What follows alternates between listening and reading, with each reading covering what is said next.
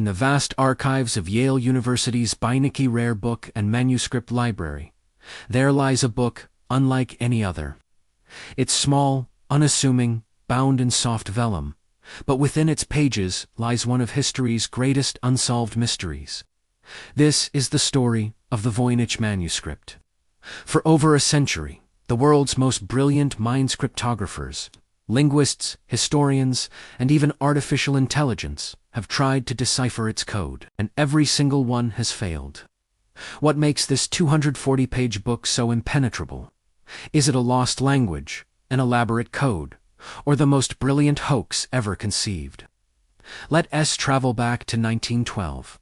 A Polish-American rare book dealer named Wilfred Voynich was searching through a collection of ancient texts at a Jesuit college near Rome. Tucked away, he found this peculiar manuscript. Its pages were filled with elegant, flowing script, written in an alphabet scene. Nowhere else on earth, alongside the text, were bizarre and beautiful illustrations, fantastical plants that don't exist in nature. Naked figures bathing in strange green pools, connected by intricate plumbing, and detailed astronomical charts featuring unknown celestial bodies. Voynich was immediately captivated. He knew he had stumbled upon something extraordinary. He dedicated the rest of his life to unlocking its secrets, but the manuscript guarded them well. After his death, the book passed through several hands before eventually being donated to Yale in 1969, where it continues to baffle and fascinate researchers today. So, what do we know for sure? Not much, which is part of its allure.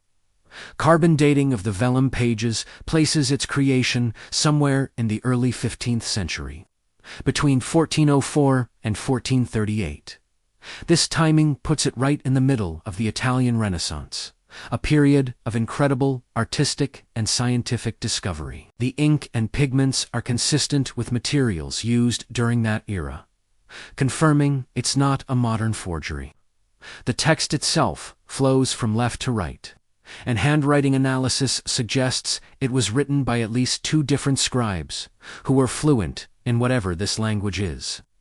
The writing is too complex and consistent to be random gibberish. Statistical analysis shows that it follows linguistic patterns found in real languages, with certain characters and words appearing more frequently than others, just like in English or Spanish.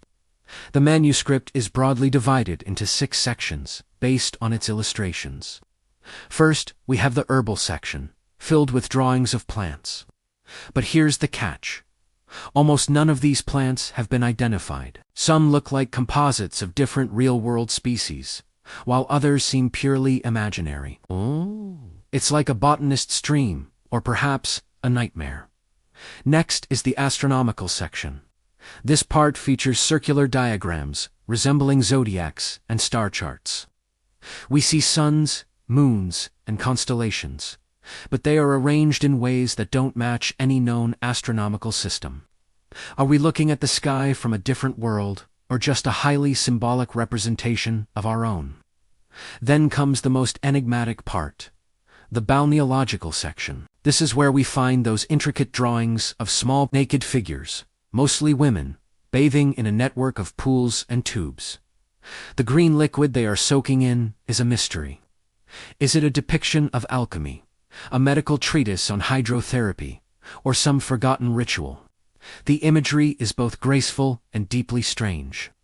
After that, there's a cosmological section, with more circular drawings, possibly maps of some kind. They are abstract and hard to interpret, looking like nested circles, rosettes, and pathways. Some have called them magical diagrams or maps of unknown lands. The pharmaceutical section follows, with more drawings of plant parts, like roots and leaves, alongside what appear to be apothecary jars. This suggests the manuscript might be a medical book, a compendium of remedies and potions created from the strange plants shown earlier. Finally, the last section is pure text, with small, star-like symbols in the margins. It's often referred to as the recipes section, though without a single deciphered word. That's pure speculation. What secrets could these final pages hold? Over the years, theories about the manuscript's origin and purpose have run wild. One popular idea is that it was written by a forgotten genius. Some have proposed Leonardo da Vinci himself, who was known to write in code, although the timeline doesn't quite fit. Others point to Roger Bacon, a 13th-century friar and philosopher with a deep interest in codes and alchemy. However, the carbon dating rules him out. Another compelling theory is that it's a form of steganography, a message hidden within an otherwise meaningless text. Perhaps the real message is encoded in the length of the words, the shape of the letters, or some other subtle pattern that we have yet to discover. During World War II, the same codebreakers who cracked the German Enigma machine tried their hand at the Voynich Manuscript. They failed completely. One of the top cryptanalysts, William Friedman, spent decades on it and concluded it must be a constructed artificial language created from scratch. Of course, there's also the hoax theory. Could the entire book be a clever, meaningless fabrication designed to fool a wealthy collector?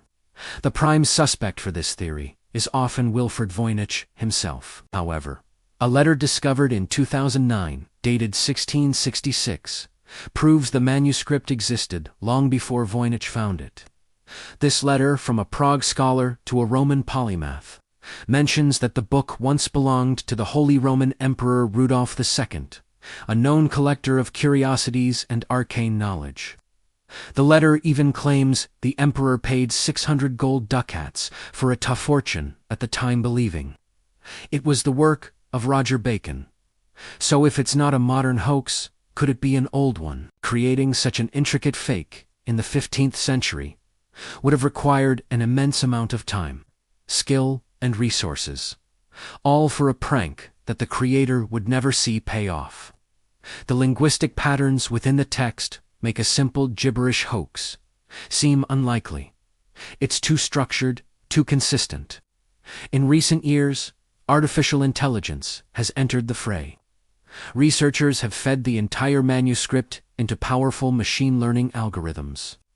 In 2018, one study suggested that the language was a form of anagrammed, abbreviated Hebrew. They even claimed to have translated the first sentence as she made recommendations to the priest, "Man of the house, and me, and people." But this translation was quickly disputed by other experts, and no further progress has been made using that method. Other AI attempts have linked the language to Proto-Manx or other ancient tongues, but none have provided a verifiable breakthrough. The code remains unbroken. So where does that leave us? The Voynich Manuscript is a paradox. It's a book we can see and touch, but not read. It's a language that seems to follow all the rules, yet communicates nothing.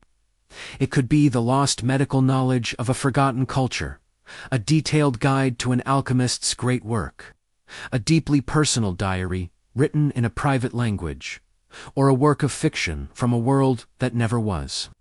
Perhaps the beauty of the Voynich Manuscript isn't in finding the answer, but in the questions it forces us to ask.